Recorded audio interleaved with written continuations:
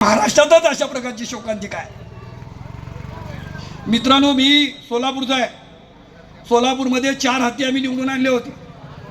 तिथं कुठला माणूस आम्ही येऊ देत नव्हतो. हे लक्षात घ्या मी काय म्हणतोय. माझी एक वळ आहे, कविता आहे.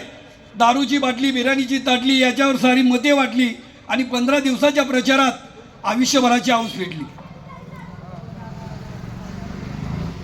दारूच्या बाटलीवर आणि बिर्याणीच्या ताटलीवर आमचं मतदान जाते आणि आम्ही छाती ठोकपणे जयंती 14 एप्रिलला म्हणतो चला नटून पटून जयंतीला जायचं आहे.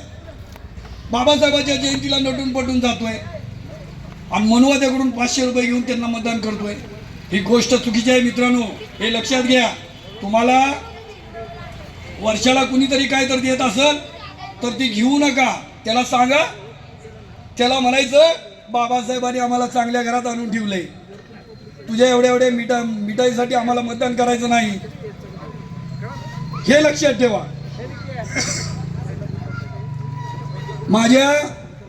मी ज्या ठिकाणी सोलापूरमध्ये राहतो त्या ठिकाणी जाऊन बघा, तिथं दोन्ही समाज एक आहेत, बौद्ध समाज आणि मातंग समाज. तिथं कधीही असं भेदभाव नाही.